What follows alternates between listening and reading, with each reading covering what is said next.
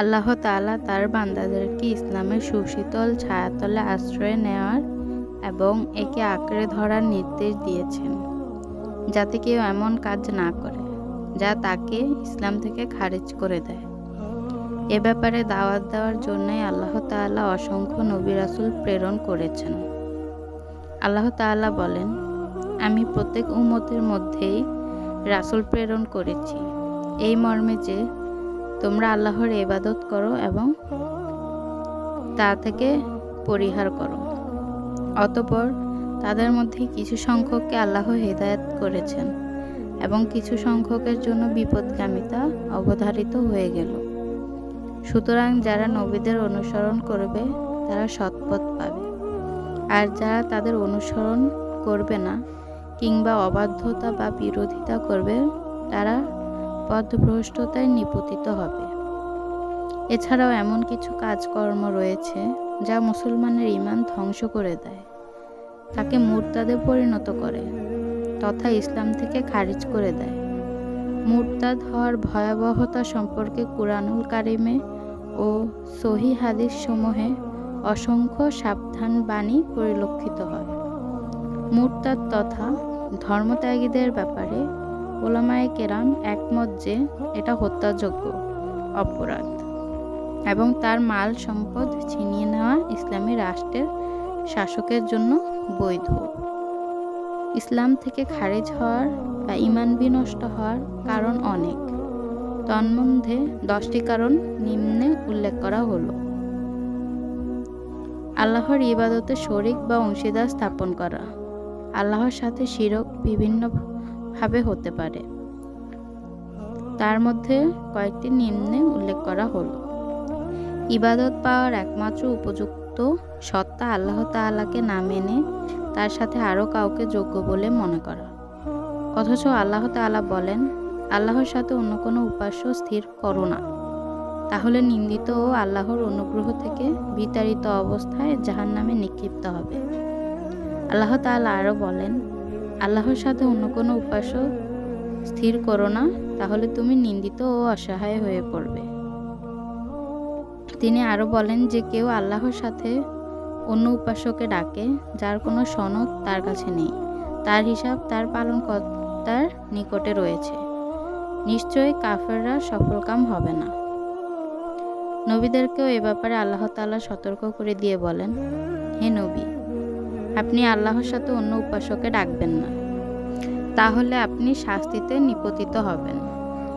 উল্লিখিত আয়াতে নবী করিম সাল্লাল্লাহু আলাইহি সাল্লামকে জাহান্নামের ভয় দেখানো হয়েছে, অথচ নবীদের জাহান্নামী হওয়ার কোনো সম্ভাবনা নেই। সুতরাং এই আয়াত থেকে বোঝা যায়, যারা পীর, অলি, আউলিয়া বা কোনো কবরবাসীকে ডাকে, তাদের ইবাদত করে, তারা ঈমান হারাবে এবং জাহান্নামী হবে, কারণ উক্ত কাজ স্পষ্ট শিরক, আর এ ধরনের শিরক মুমিনকে ঈমানহীন করে দেয়। মৃত ব্যক্তির নিকট কিছু চাওয়া বা অনিষ্ট থেকে বাঁচার জন্য দোয়া করা শিরকে আকবার তথা বড় শিরক। কোনো মুমিন যদি এ কাজ করে তবে তার ঈমান বিনষ্ট হয়ে যাবে, কারণ ভালো মন্দ দেওয়া না দেওয়ার মালিক একমাত্র আল্লাহ তাআলা। তিনি বলেন, হে নবী, আপনি বলে দিন, তোমরা কি আল্লাহ ব্যতীত এমন বস্তুর ইবাদত করো যে তোমাদের উপকার ও অপকার করার ক্ষমতা রাখে না, অথচ আল্লাহ সব শোনেন ও জানেন।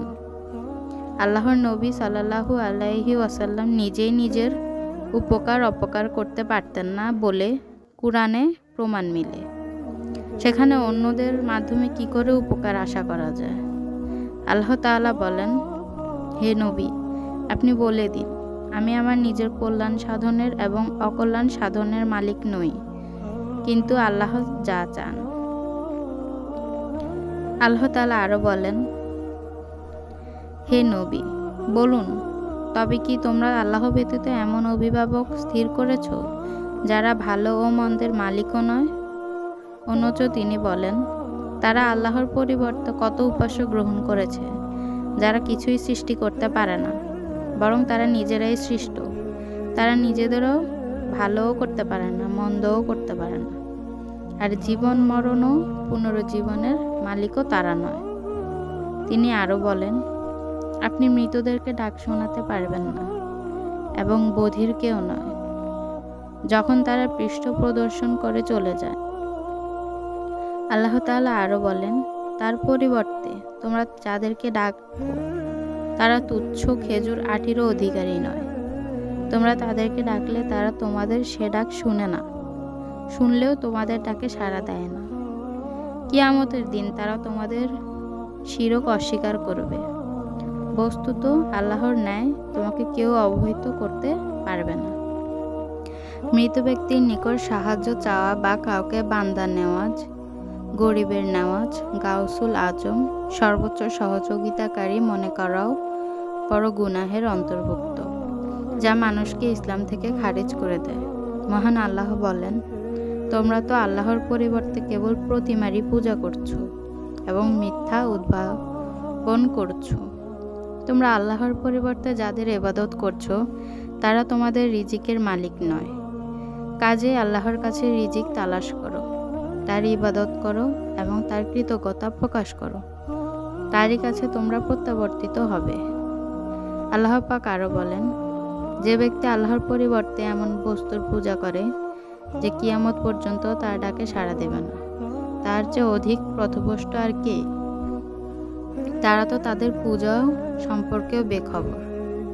কোনো কিছু চাইতে হলে কেবল আল্লাহর কাছে চাইতে হবে। রাসূল সাল্লাল্লাহু আলাইহি ওয়াসাল্লাম বলেন, যখন তুমি কোনো কিছু চাইবে তখন আল্লাহর কাছে চাইবে, আর যখন সাহায্য প্রার্থনা করবে তখন আল্লাহর কাছেই করবে। সাহায্য চাওয়ার দুটি অবস্থা হতে পারে, একটি দোয়া, অপরটি ইস্তেগাসা। সাধারণভাবে সর্বাবস্থায় আল্লাহর কাছে কিছু চাওয়ার নাম হচ্ছে দোয়া, আর দুঃখ দুর্দশাগ্রস্ত অবস্থায় আল্লাহর কাছে দোয়া করার নাম হচ্ছে ইস্তেগাসা। সুতরাং ইস্তেগাসা শব্দ সাধারণ মানুষের ক্ষেত্রে ব্যবহার করা এবং তাদের নামের সাথে গাউসুল আজম ব্যবহার করা জায়েজ নয়। এসব কেবল আল্লাহর জন্য হওয়াই বাঞ্ছনীয়। তিনি দোয়াকারীর ডাকে সাড়া দেন, তিনি বিপদগ্রস্ত ব্যক্তিকে বিপদ থেকে উদ্ধার করেন। আল্লাহ ব্যতীত মৃত বা জীবিত কারো নামে মানত করা শিরক। গায়রুল্লাহ নামে মানত করলে ওই মানত পূর্ণ করা যাবে না। আয়েশা রাদিয়াল্লাহু থেকে বর্ণিত, রাসূল সাল্লাল্লাহু আলাইহি ওয়াসাল্লাম ইরশাদ করেছেন, যে ব্যক্তি আল্লাহর আনুগত্যের কাজে মানত করে সে যেন তা পুরা করার মাধ্যমে তার আনুগত্য করে, আর যে ব্যক্তি আল্লাহর নাফরমানিমূলক কাজে মানত করে সে যেন তার নাফরমানি না করে, অর্থাৎ মানত পুরা না করে। নজর বা মানত করা ইবাদতের অন্তর্ভুক্ত হবে যদি তা একমাত্র আল্লাহর উদ্দেশ্যে হয়, আর আল্লাহর নামে মানত করলে তা আদায় করা ওয়াজিব। আল্লাহ ছাড়া অন্যের নামে মানত করলে তা শিরক হবে, বিধায় তা পূর্ণ করা হারাম। এরূপ মানতের নিয়ত করে থাকলে তা ত্যাগ করতে হবে এবং তওবা করতে হবে। অনেকে কবরে মোমবাতি, তেল, আগরবাতি, টাকা পয়সা, গরু, খাসি, মোরগ, মুরগি, কবুতর ইত্যাদি মানত করে। তারা মনে করে এর মাধ্যমে তাদের উদ্দেশ্য হাসিল হবে, রোগ মুক্তি হবে, হারানো ব্যক্তিকে ফিরে পাবে, মালের নিরাপত্তা লাভ হবে, নিঃসন্তানের সন্তান হবে ইত্যাদি। এসবই শিরকের অন্তর্ভুক্ত। নবীগণ সবচেয়ে সম্মানীয় মর্যাদাপূর্ণ হওয়া সত্ত্বেও তাদের কবরসমূহে কোনো নজরানা মানত দেওয়া হয় না। এ ধরনের মানত নজরানা তারা কবরবাসীর সম্মান ও বরকতের জন্যই করে থাকে এবং তাদের ধারণা এর দ্বারা আল্লাহর নৈকট্য হাসিল হবে। যেমন মক্কার মুশরিকদের ধারণা ছিল, তারা বলতো তারা আমাদেরকে আল্লাহর নৈকট্য পৌঁছে দেবে বলেই আমরা তাদের ইবাদত করি। এমনকি যেখানে আল্লাহ ব্যতীত অন্যের নামে পূজা করা হতো সেখানেও আল্লাহর নামে মানত করা হারাম। বর্তমানে সেখানে পূজা চালুক বা না চলুক। সাবিত বিন আজজাহ রাদিয়াল্লাহু থেকে বর্ণিত, তিনি বলেন, এক ব্যক্তি রাসূলের যুগে বুয়ানা নামক স্থানে একটি উট কুরবানি করার মানত করল। তখন রাসূল সাল্লাল্লাহু আলাইহি ওয়াসাল্লাম তাকে জিজ্ঞেস করলেন, এ স্থানে এমন কোনো মূর্তি ছিল কি জাহেলি যুগে যার পূজা করা হতো? সাহাবায়ে কেরাম বললেন, না। তিনি বললেন, সে স্থানে কি তাদের কোনো উৎসব বা মেলা অনুষ্ঠিত হতো? তারা বললেন, না। তখন রাসূল সাল্লাল্লাহু আলাইহি ওয়াসাল্লাম বললেন, তুমি তোমার মানত পূর্ণ করো, কেননা আল্লাহর নাফরমানিমূলক কাজে মানত পূর্ণ করা যাবে না। আদম সন্তান যা করতে সক্ষম নয় এমন মানতও পুরা করা যাবে না। যে স্থানে মুশরিকরা তাদের দেবদেবীর উদ্দেশ্যে পশু জবাই করে সে স্থানটি শিরকের নিদর্শনে পরিণত হয়, কারণ এর দ্বারা তাদের উদ্দেশ্য হচ্ছে দেবদেবীর নৈকট্য লাভ করা এবং আল্লাহর সাথে শরিক করা। এ কারণেই যদি কোনো মুসলমান আল্লাহকে সন্তুষ্ট করার নিয়তেও উক্ত স্থানে পশু জবাই করে তবুও তা হবে মুশরিকদের অনুরূপ কাজ। মুশরিকদের দৃষ্টিতে তাদের পুণ্যময় স্থানের অংশীদার। মুশরিকদের কোনো কাজের সাথে বাহ্যিক ও অভ্যন্তরীণ মিল তাদের প্রতি আসক্তিরই নামান্তর। মৃত ব্যক্তি নামে কোনো কিছু জবাই করাও হারাম। মহান আল্লাহ বলেন, তোমাদের জন্য হারাম করা হয়েছে মৃত প্রাণী রক্ত, শূকরের মাংস, যেসব জন্তু আল্লাহ ব্যতীত অন্যের নামে উৎসর্গ করা হয়। একটু পরেই বলেন, যে জন্তু যজ্ঞবেদিতে জবাই করা হয় এবং যা ভাগ্য নির্ধারক স্বর দ্বারা বন্টন করা হয় তাও হারাম, এসব পাপ কাজ। এ ব্যাপারে রাসূল সাল্লাল্লাহু আলাইহি ওয়াসাল্লাম বলেন, যে ব্যক্তি নিজ পিতামাতাকে অভিশাপ দেয় তার উপর আল্লাহর লানত। যে ব্যক্তি গায়রুল্লাহর উদ্দেশ্যে পশু প্রাণী জবাই করে তার উপর আল্লাহর লানত। যে ব্যক্তি কোনো বিদআতিকে আশ্রয় দেয় তার উপর আল্লাহর লানত। যে ব্যক্তি জমির সীমানা পরিবর্তন করে তার উপর আল্লাহর লানত। উল্লেখিত বিষয়সমূহ সুস্পষ্ট রূপে শিরকে আকবর, যা থেকে বিরত থাকা একান্ত প্রয়োজন। আল্লাহ তাআলা শিরকের ব্যাপারে বলেন, নিশ্চয় আল্লাহ তাআলা শিরকের গুনাহ ক্ষমা করবেন না, তবে অন্যান্য গুনাহ ক্ষমা করতে পারেন। আর যে আল্লাহর সাথে শরিক করে সে সুদূর ভ্রান্তিতে পতিত হয়।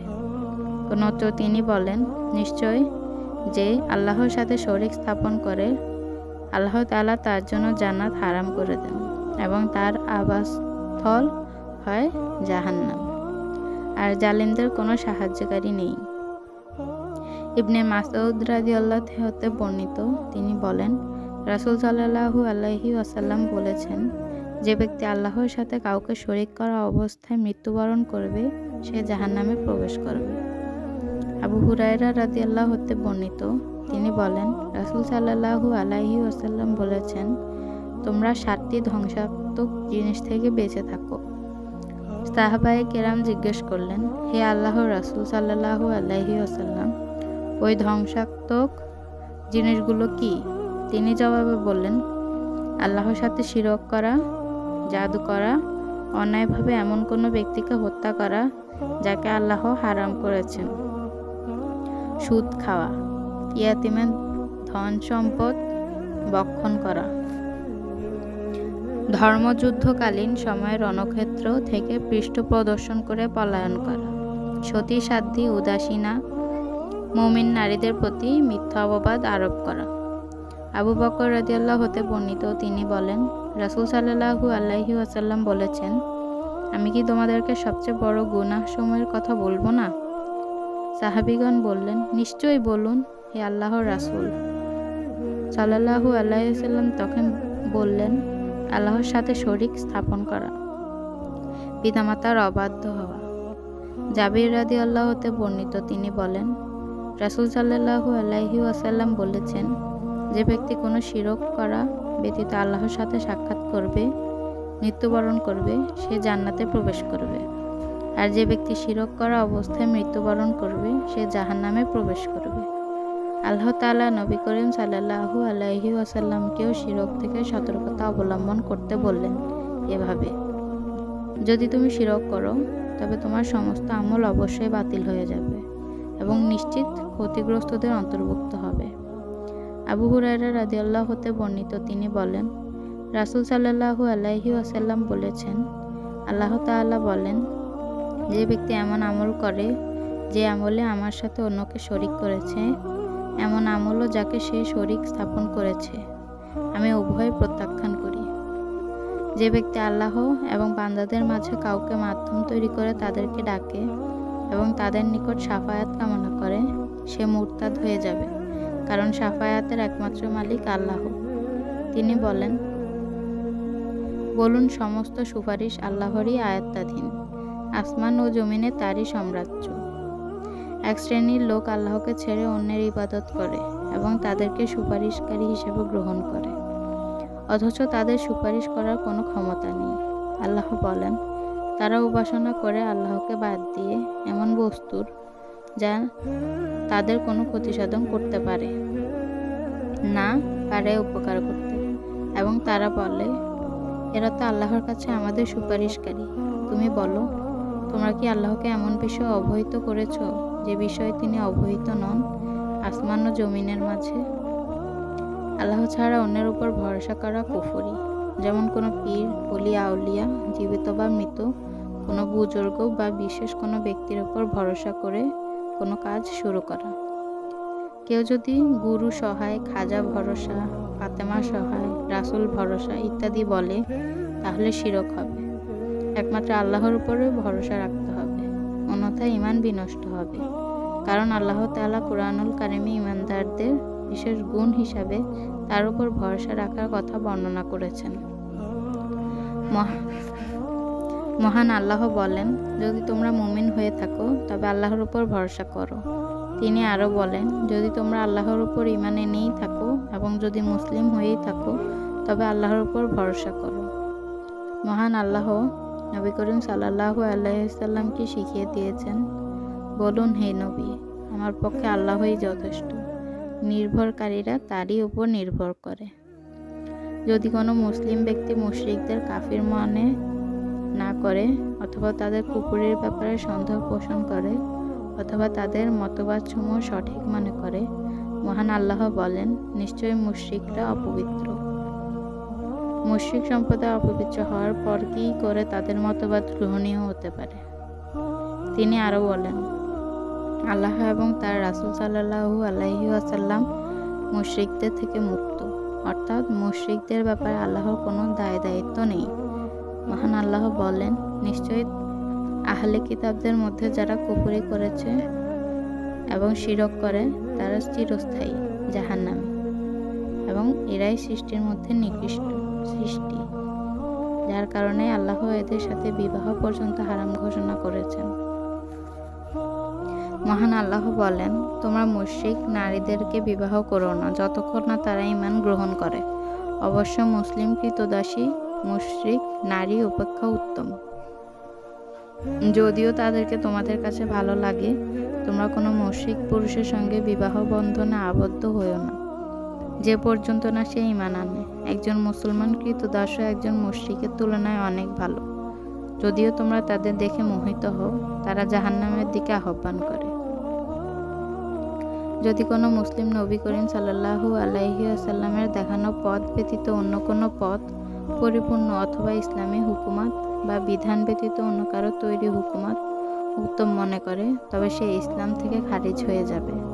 অর্থাৎ যে ব্যক্তি বিশ্বাস করে যে মানুষের তৈরি আইন ও বিধান ইসলামী শরিয়াত থেকে উত্তম এবং ইসলামের সমান, মানবসৃষ্ট বিধান দিয়ে বিচার ফয়সালা জায়েজ, ইসলামী হুকুমাত বিংশ শতাব্দীর জন্য প্রযোজ্য নয়, ইসলামী মুসলমানদের পিছিয়ে পড়ার কারণ। ইসলামের সাথে পরকালীন সম্পর্ক দুনিয়াবি কোনো সম্পর্ক নেই। ওলামায়ে কেরামের ঐক্যমত উক্ত বিষয়গুলো কুফরি শামিল, কারণ এটা হালালকে হারাম ও হারামকে হালাল করার হীন প্রচেষ্টা মাত্র। আল্লাহ বলেন, তারা ইহুদি খ্রিস্টান তাদের পণ্ডিত ও সংসার বিরাগীকে তাদের প্রভু রূপে গ্রহণ করেছে। আল্লাহ ব্যতিরেক ইহুদি খ্রিস্টান পণ্ডিত ও ধর্মযাজকদের মাবুদ প্রভু সাব্যস্ত করা অর্থ তাদেরকে প্রভু হিসাবে গ্রহণ করা নয়, বরং তারা সর্বাবস্থায় যাজক শ্রেণীর আনুগত্য করে থাকে। যদিও তারা আল্লাহ প্রদত্ত হালালকে হারাম এবং হারামকে হালাল করে দেয়, এ ধরনের আনুগত্য তাদেরকে প্রভু সাব্যস্ত করারই নামান্তর, আর এটা হলো প্রকাশ্য কুফরি। আল্লাহ ও তার রাসূলের ফায়সালা পরিত্যাগ করা কোনো মুমিনের জন্য জায়েজ হতে পারে না। মহান আল্লাহ বলেন, আল্লাহ ও তার রাসূল কোনো কাজের আদেশ করলে কোনো ঈমানদার নারী পুরুষের সেই বিষয়ে ভিন্ন সিদ্ধান্তের অধিকার নেই। যে আল্লাহ ও তার রাসূলের আদেশ অমান্য করে সে প্রকাশ্য পথভ্রষ্টতায় পতিত হবে। সুতরাং আল্লাহ কর্তৃক কোনো বিষয় নির্ধারিত হলে তা পরিবর্তন করার এখতিয়ার কারও নেই। যদি কোনো মুসলমান আল্লাহর নবী সাল্লাল্লাহু আলাইহি ওয়াসাল্লামের আনীত বিধানের কোনো অংশকে অপছন্দ করে, তবে সে ইসলাম থেকে খারিজ হয়ে যাবে, যদিও সে ওই বিষয়ে আমল করে। এ ব্যাপারে আল্লাহ তাআলা বলেন, আর যারা কাফির তাদের জন্য রয়েছে দুর্গতি, এবং তিনি তাদের কর্ম বিনষ্ট করে দিবেন। এটা এজন্য যে আল্লাহ যা নাজিল করেছেন তারা তা পছন্দ করে না, অতএব তাদের কর্মসমূহ আল্লাহ ব্যর্থ করে দিবেন। এই আয়াত দ্বারা বোঝা যায় আমলসমূহ বাতিল হওয়ার অন্যতম কারণ আল্লাহর নাজিলকৃত বিষয় অপছন্দ করা। উক্ত বিষয় আমল করলেও অপছন্দ করার কারণে ইসলাম থেকে খারিজ হয়ে যাবে। মহান আল্লাহ বলেন, তারা পূর্ব থেকে বিভেদ সৃষ্টির সুযোগ সন্ধানে ছিল এবং আপনার কার্যসমূহ উলটপালট করে দিচ্ছিল। শেষ পর্যন্ত সত্য প্রতিশ্রুতি এসে গেল এবং জয়ী হলো আল্লাহর হুকুম, যে অবস্থায় তারা অপছন্দ করল। যদি কোনো মুসলমান মুহাম্মদ সাল্লাল্লাহু আলাইহি ওয়াসাল্লামের আনীত ধর্মের কোনো বিষয় অথবা ধর্মীয় সওয়াব বা শাস্তির ব্যাপারে ঠাট্টা বিদ্রূপ করে, তবে সেও কাফির হয়ে যাবে। মহান আল্লাহ বলেন, আপনি বলুন, তোমরা কি আল্লাহর সাথে তার হুকুম আহকামের সাথে এবং তার রাসূলের সাথে ঠাট্টা করেছিলে? ছলনা করো না, ঈমান আনার পর তোমরা যা কাফির হয়ে গেছো। যারা ইসলাম নিয়ে ঠাট্টা বিদ্রূপ করে তাদের আল্লাহর সাথে সাক্ষাতের কোনো আশা নেই। আল্লাহ বলেন, সুতরাং যারা আমার সাথে সাক্ষাতের আশা রাখে না, আমি তাদেরকে তাদের দুষ্টামিতে ও ব্যতিব্যস্ত করে রাখি।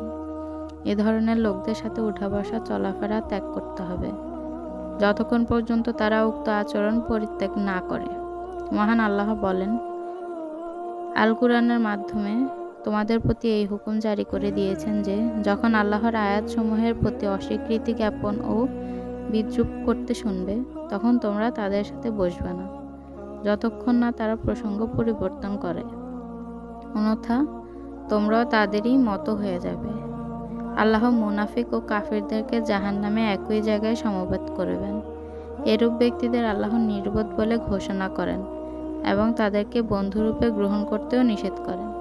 তিনি বলেন, হে মুমিনগণ, আহলে কিতাবদের মধ্য থেকে যারা তোমাদের ধর্মকে উপহাস ও খেলা মনে করে, তাদেরকে এবং অন্যান্য কাফিরদেরকে বন্ধুরূপে গ্রহণ করো না। আল্লাহকে ভয় করো যদি তোমরা মুমিন হও। আর যখন তোমরা সালাতের জন্য আহ্বান করো, তখন তারা একে উপহাস ও খেলা মনে করে, কারণ তারা নির্বোধ। উপহাস করা মুনাফিকদের আলামত হিসাবে আল্লাহ রাব্বুল আলামিন উল্লেখ করেন। আর তারা যখন ঈমানদারের সাথে মিশে তখন বলে, আমরা ঈমান এনেছি। আবার যখন তাদের শয়তানদের সাথে একান্ত সাক্ষাৎ করে তখন বলে, আমরা তোমাদের সাথে রয়েছি, আমরা তো মুসলমানদের সাথে উপহাস করি মাত্র।